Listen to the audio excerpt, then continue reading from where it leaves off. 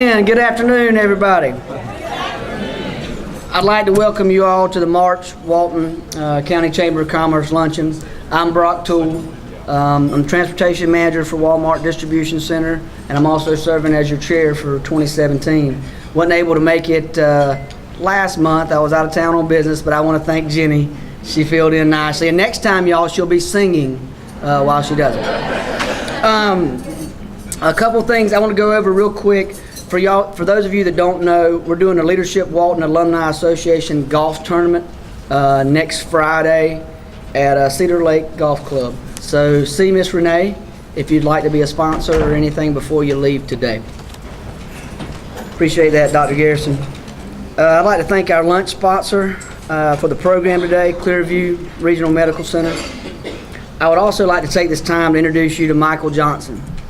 Michael's the CEO of Clearview Regional Medical Center, for those of you that don't know. He served as the Chief Executive Officer at Clearview Regional Medical Center since May of 2016. Prior to locating to Monroe, he served as the interim CEO in Statesboro, Georgia, Hail Southern, and before that as COO in St. Petersburg, Florida. Michael achieved his master's in health administration at the Medical University of South Carolina and attained his bachelor's degree at the College of Charleston. Poor you. Michael is a member of the Monroe Rotary and serves as the Walton Chamber Board of Directors. Michael and his wife Lindsay are from the Carolinas and are proud parents of Emma, a feisty rescue dog. You can read his full bio in your program. Help me welcome Michael Johnson.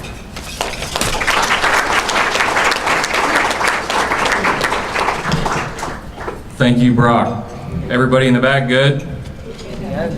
Not much of a podium guy, so if I start moving around, we'll pretend that we're not at a convention or something. But I wanted to start a little bit. We're probably going to move pretty quick. I only have about 400 slides, and I want to make sure we get through them all, so everybody hopefully has got the rest of their afternoon to give me. But let me see if I can go ahead and jump around so that I'm not.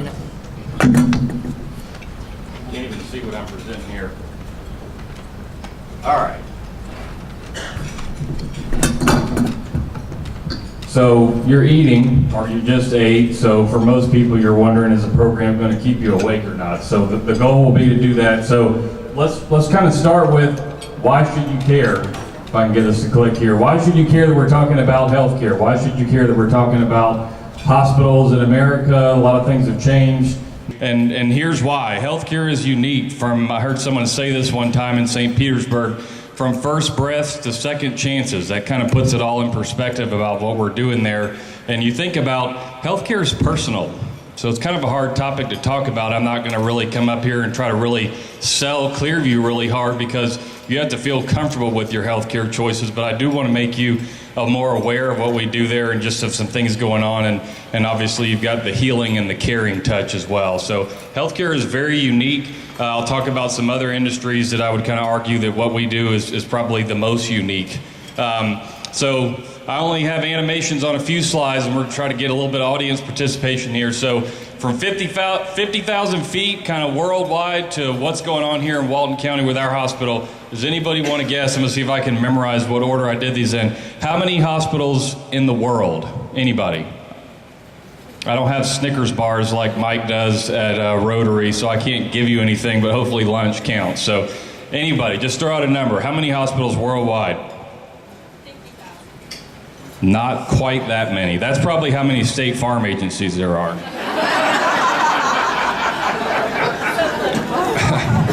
Patty suckered me into talking at Rotary one time, so this is an expanded version. So I'll just spoil it here. 16,500, give or take. I don't remember. I don't have an APA guide at the end of this, so I don't remember where I found all my sources from. Some of these may be 2015 numbers, 2014 numbers, so bear with me. It paints the picture. So how about in the country? How many hospitals in the United States? 8,000. How many? 8,000. Well, that's the other deceiving thing, is I don't know that this number is accurate either, because it said it didn't include federal hospitals, so VAs and such, but probably somewhere around 4,000. Which state in the country has the most hospitals?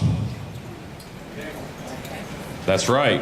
And then if you throw in, let me see if I can remember the other top three. Texas, California, and then the third one should be obvious, Florida. That's where everybody I worked in a county in Florida twice, and it was nicknamed Heaven's Doorstep. So, how about which one has which state in the country has the fewest hospitals? Vermont. I don't, just kind of, while I was going through the list, figured I'd throw that in there. How about in the state of Georgia? So we're trying to get it down relevant now, just trying to get y'all engaged here. So how about in the state of Georgia? How many hospitals? How many? That's South Carolina. That's close. 114. Here's your take-home point. How many hospitals in Walton County? 1.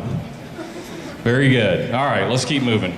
So, why is it important to have a hospital in your county? Why is it important to have a hospital here in Monroe? Not every county has a hospital. You kind of maybe take it for granted. It's been here for a long time. It used to have a different name. We're all glad that it's in a new building that looks better.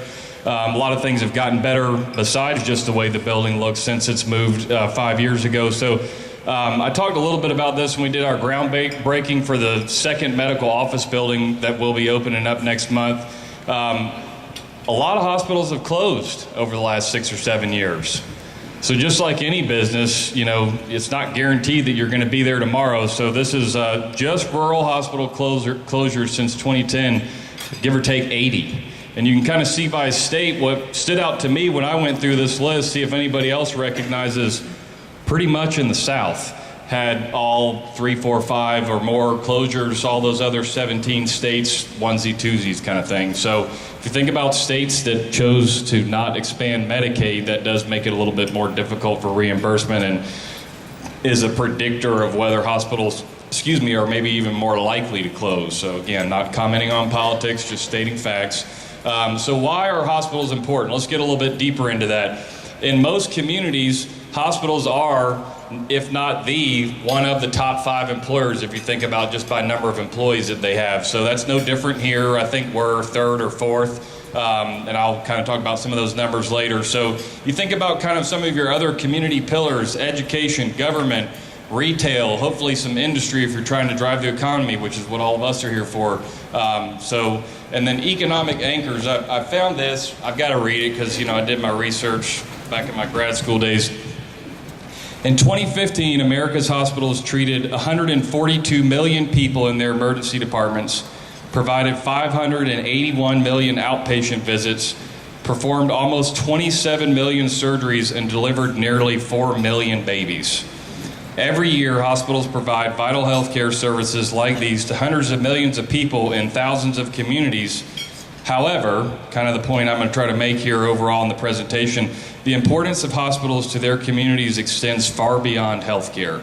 So I'll give you some more specific numbers for Clearview when we get to it, but it was kind of neat to read through this. If you can kind of think as a hospital as one of the economic anchors. It's not just a pillar of the community because of the number of jobs that we directly have and then all of the services that we utilize.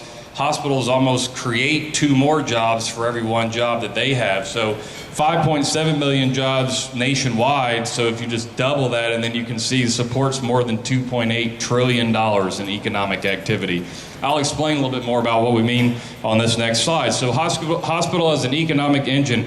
Who in here knows what the primary difference between, and I'm going to call it an investor-owned versus a non-investor-owned versus a not-for-profit or for-profit? Because if you didn't know this secret, every hospital has to make a profit to continue investing in itself. So don't get caught up on a for-profit hospital is the devil and a not-for-profit is treat about the same amount of indigent patients. You know what the biggest difference is? Taxes. So look at the impact of Clearview on the community, $3.5 million in property taxes and insurance that we pay that if we were not-for-profit, that's money that the city and the county would not have.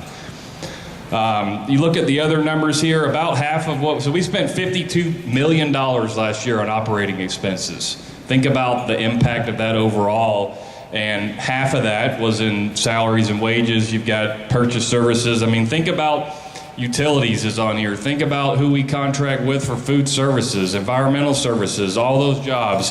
And then kind of at the bottom here, a question that a lot of people want to know, how much did we write off? $17.5 million of the care that we gave last year was written off as bad debt. It's a big number for any business. If you can imagine maybe not getting paid for the service that you render, that's one of the biggest challenges perhaps for hospitals. So just to highlight rent, I mean, we are tenants in a lot of space. Repairs and maintenance drives some of the local people that provide those services to us. So a big picture here that you may not have known, of just maybe think about it as just a small hospital, doesn't maybe make that much of an impact. $52 million in the local economy is a big deal.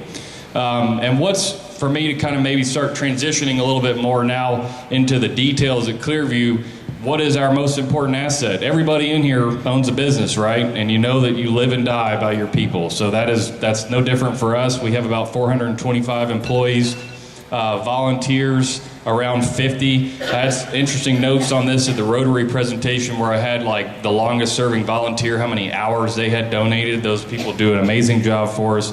Something that you may not have known, students. We have students in the building every day, over 7 or 8 different things, nursing students, radiology students, I forget all the other ones, but we have a lot of students. I'll leave it at that. And then how many specialties do we offer? Over 30 specialties covered on the medical staff, which is about 210 physicians and 53 nurse practitioners, PAs, CRNAs, etc. So I think that at one point in time, my historian, our CNO, isn't here with me, but I think there used to only be like 50 or 60 doctors on the medical staff. So we've grown a lot. It's easier and easier to recruit to this community because of the proximity to Athens and Atlanta, and everything's kind of that sprawl out toward us. So let's talk a little bit about the culture of the hospital. I have this here. It's kind of fun. I actually meant to maybe wear mine, but let me set the microphone down and just show you here, or maybe I can do both. This is something we did for our leadership program, our leadership team at the hospital. So every director and every employed physician has a jersey that has their name on the back of it. So this is some of the culture that we're doing to kind of say, you know, here's what we're trying to promote here. Be a part of the team, put on the jersey. So that was pretty neat. And then you look at some of our stuff there with the culture of the hospital. I think for me, I got here in May. I've been here for about 10 months. I'm really looking at this year as we're doing okay as far as the services we offer, but a lot of the feedback that I've gotten, and I'm not uncomfortable with feedback, is that we have some opportunities around customer service at that hospital. So that is going to be our focus, is our culture this year, so that we can build off of that as a foundation. So you look at that and think about, what does the word commitment mean? I chose that intentionally here. Commitment to service excellence, commitment to each other as coworkers, and then obviously an obligation always to patient safety and quality. And we're doing a lot around recognition and communication to make sure that everybody there, regardless of what their job is, understands the impact that they have.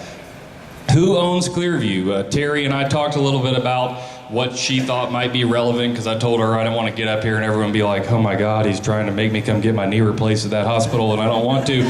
So this was one of the questions that she had, and I put an exclamation point here for a reason. It doesn't matter who we're affiliated with that helps us from a capital standpoint or from a resource standpoint. The local community owns the hospital. Hospitals are no different than any other local business. To thrive and keep getting better, we need your support.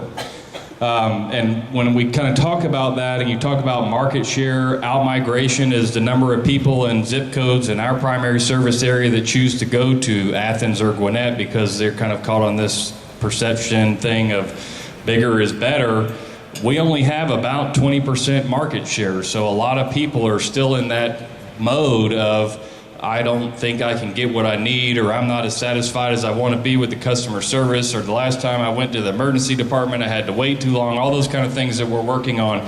So Patrick wrote a very nice article. Thank you again, Patrick. I saw him somewhere in here. There he is, about a clear view, play on words there, of the reality versus perception of a small hospital in a smaller town. It's big things come in lots of size packages, I think.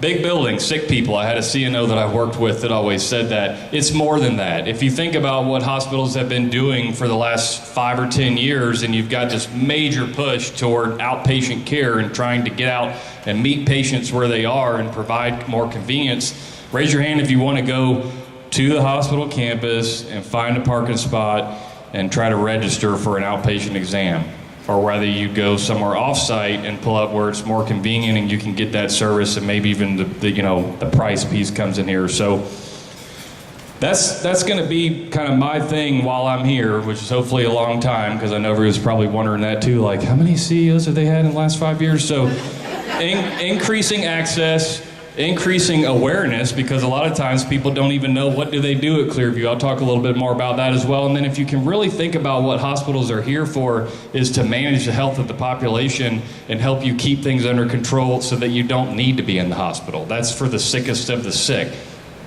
What's missing from this? What is this all about? This is my other animation slide. I actually remember that it's in here. Anybody want to guess? Service excellence. We already talked about it. So let's talk a little bit more about that. Healthcare is a service industry. Anybody agree or disagree with that? It's not really any different anymore. We get patient satisfaction surveys. It's part of how we get reimbursed. I think every quarter, something like 130 people get a phone survey, and they get to say, how did your nurse do with communication? How did your doctor do with communication? How clean and quiet was your room? Overall, how would you rate the hospital? And what do you think is the most important one? If someone's not going to recommend you to somebody else, you're done. I think we can all relate to that. So that, sadly for us, we do pretty good on some of the other measures, but the willingness to recommend, we're just not where we want to be. I think it's mid-60s% of people say, I would definitely recommend this hospital to somebody else. So these are unique opportunities to kind of educate people on what we do and increase awareness. So, and like I said, it does have reimbursement implications for us. It's kind of a bucket of things. It's called value-based purchasing. That's part of it. So some percentage of your Medicare reimbursement, if you're below 50% of other hospitals nationwide on their opinion of how you did with their care, some people are easier to please than others. That's all I'm going to say about that. So we are more than just a bread and butter hospital. Let's talk a little bit more. This will be the part where I'm talking a little bit about what we do. If you didn't know, we do bariatric surgery there. We're under the process right now of getting a center of excellence around that. We do have a robot that we do robotic surgery. Most of that is general surgery, GYN, urology, things like that. We have an urgent care in Loganville. We have an urgent care that's opening up on the campus sometime toward the end of this month. I'll talk about the volume next and kind of explain why on that. That's just if you keep thinking about that trend toward outpatient and trying to increase access points. We do therapy. We have wound center, and that's actually pretty neat, hyperbaric oxygen therapy. And then we have some industrial medicine accounts where we can kind of partner with you to help manage the health of your employees, kind of back to that population health piece. So. And then here's, I'll throw in some numbers, so just things that you may not know, even though Monroe's pretty small. We do have a service area of about 114,000 people if you kind of look at all of the zip codes that we serve. We are a 77-bed level 3 trauma hospital, 15 beds in the ED, 6 rooms in the OR, 7 miracle rooms in the birth center, and med-surg, 63 beds, and then the ICU, 8. So if we kind of talk about that, 15, how many ED visits, so how busy are we? How many ED, emergency department visits, do you think we handled last year? A lot. So 15 rooms handled 34,000 ED visits last year. That ED is actually only built to handle about 24 or 25,000 visits a year. That's why we're putting an urgent care on campus, because when you look at the volume and the acuity, over half of that number should have been in a doctor's office, not in the emergency department. So there's a lot of implications there. So let me see if I can remember my next one. This may be where I have to cheat. Let's just spoil it because I can't remember. Surgeries, 5,400. Admissions, 2,700. 381 babies were born at that hospital last year. Imaging exams, pretty big number, 42,000 imaging exams. And then we do have some employed locations in Loganville, Monroe, and Social Circle. That's kind of our main service area. We did see 26,000 visits, and our newest primary care physician is sitting right here, Joel Garrison. So that's maybe my goal in this is for you to kind of think, wow, I didn't realize that hospital was that busy. So let's talk a little bit more of the picture of just by service, how busy are we? The endoscopy center in Loganville, almost 1,600 procedures last year, 892, we'll just call it 900 general surgery. Anybody know Dr. Bainham? He did a lot of eyes at the hospital last year for ophthalmology. We do have a pain management program, 623 there. The OBGYN number is kind of includes C-sections and GYN surgery. So some baby number kind of duplicated there. So, I mean, kind of the way you can paint it is we're kind of a GI hospital that if you find something, you get general surgery, and then you've got a good mix of some other stuff. And for anyone that wants to go get your orthopedic surgery done in Athens versus here, the same doctors that are in AOC there are the ones that do work here. So don't be fooled by, you got to go there just because they have more beds in the hospital. It's the same doctors. So community outreach and involvement, really wanted to highlight this so that you know not just the services we offer, but kind of go back to the overall community benefit here. We're not just taking care of people and trying to drive revenue. We are out in the community. We employ a full-time nurse practitioner on our dollar to go work at Fish. We are partnered with the new Ridgeview Institute that opened up in January. We are doing, I don't know what I meant. Oh yeah, medical. Yes, Dr. Garrison is the medical director over there for kind of those patients don't just have mental or behavioral health concerns, they also have acute hospitalization concerns. So we have physicians that go over there and do their assessment. We do all of their lab. We have a phlebotomist that goes over there every day and does the draws and brings it back to the hospital. We do those exams, setting up something with imaging and their pre-employment screening. We have strong relationships with EMS. We're working with police and fire to do some of the things that we do here. And then a lot of education programs. If you remember, I said we have about 141 students that are rotating through the hospital, various programs. Board participation, we got CEO, CFO, CNO, marketing and business development, HR, and CQO, if you kept up with all those. Each of us are on at least one board in the community. For me, I'm on the chamber board, so happy to be here. Charities, Relay for Life and United Way are kind of our two big ones. I think, we're trying to raise $7,000 to $10,000 a year for each of those, and then various others.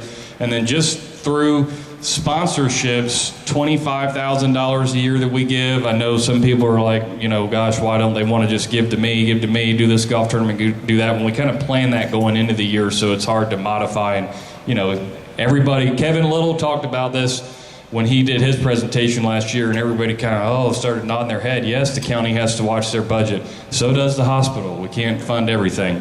And over 60 community events annually. We're sponsoring the barbecue event this weekend, so we'll see you out there if you want to come. So what's next? Part of this is you tell me. I like to tell the staff at the hospital and the medical staff at the hospital, and when I'm out in the community, what do you think that we need here? If we've only got 20% market share and 80% of the people that live in Loganville, Monroe, or Social Circle feel like they need to go somewhere else, what is it that you would stay here for that we don't currently offer? Is it a women's imaging center? Would you get your mammogram done here if we had something like what they have in Athens or in Gwinnett, or other services? So you feel free to let me know. Administration's unlocked from 8 to 4:30 the rest of the day. Otherwise, I may not let you in. But you tell me. We've got the urgent care is opening up, hopefully around April 1st. We have an OBGYN office in Bethlehem that's opening up. And then we're moving around some of our primary care locations. For example, the old office across from Ridgeview, the old hospital where Dr. Garrison works, is relocating into the new building on campus. So just trying to get some synergies, I guess, is probably the best way to say it. And most of what we do, we'll be looking at the services that we offer and trying to figure out what makes sense to add or enhance. But some of it is most of it's going to be geared toward that outpatient. How do we make access points that we don't have and keep it convenient and cost friendly for everybody so that that's not a barrier? And I wanted to this is my, I'll close with this, and just so you can visually see what we're surrounded by. I think I was supposed to put some stars on here, but if you kind of think about Walton County and then the 6 counties that surround us, to a large extent, we are surrounded by bigger brothers and cousins. So you go back to the local support. hospital's doing fine financially. It's not like I'm up here pleading for your business so we can stay open or something, but we just like the new stores that are opening up on Main Street, we need your support as well. So if there's something that you've had a bad experience with, we have something on the culture side that's called the 10 standards of behavior. Attitude, sense of ownership, those are my two favorite, but there's also one that we have that's called service recovery. You are not going to offend me or someone else that you go to church with or that you see out that you know works in leadership at the hospital if you have had a negative experience that we need to know about. Please give us the opportunity to make that right. And just so you can kind of see, our primary service area is pretty much, the lower part of Monroe and then some of Loganville, and then you've got secondary service area, and then you can just see the bigger picture, and then Atlanta's over here. So now that you've gotten to see that, sometimes it just helps to see a map. We'll close if I can get this to go. So your turn. Any questions? Anything I need to know about going forward? That wasn't too bad, was it? I don't know how long I talked, but we're good. I didn't even get that nervous either. Keith. I appreciate the commitment and the investment in Monroe. I'm taking care of my father out there. I got a shoulder putting it out there. I'm trying to work a deal with Dr. Carpet and now to get a 2-for-1 price of a lead. There's a woman off the movie Misery that can help you with that. My experiences, I've seen gunshot wounds, hatchet to the head. I've seen that ER work in some tough situations. And to me, that ER is a part of public safety, and they do a great job of that. But, I just want to commend you and say that all my experiences have been good, and if I've ever had a problem or a question, it's just a phone call. And I think that's what the general public needs, it's just a phone call. Somebody take care of it. Sure. So thank you. Thank you. Yeah, we do have, we had the same executive assistant for 2 or 3 decades, and we have a new person that started in the last little bit, so don't leave the room and get into well, I don't want to bother him, he's busy. We can't get there if I don't know what I need to be working on. So, feedback, I've talked about this as a visual aid. I love visual analogies. If I had a treasure box up here and asked you all what I hope was in it, it would be feedback. So we've got to know what our opportunities are. If there's something that you need for us to get better at, that's what we're here to do. I kind of keep telling everybody, I have a favorite fast food restaurant. Happens to mainly be because of the food, but it's also because I know every time I go there, the service is going to be the same. And that's what we're trying to accomplish here. I have a buddy that runs a Chick-fil-A, and I think we'd all agree that, it's a bunch of teenagers, but they nail it every time. And that's what we're working toward. It's not going to happen tomorrow, but I think we've made a lot of strides so far. And along with adding services, taking good care of you and making you know that we're there for you is the main goal. So what other questions do we have? Somebody told me there wouldn't be any questions, so. All right. Well, please, questions or comments, please. You need people, Nita Franklin, buttermilk pies. Awesome. Yes, our food and nutrition services director used to work at the resort at Lake Oconee and even, I think, did a meal for one of the Bushes at some point in time. So we do have some culinary expertise in the department. So. What else? Questions or comments? Thank you all for your attention.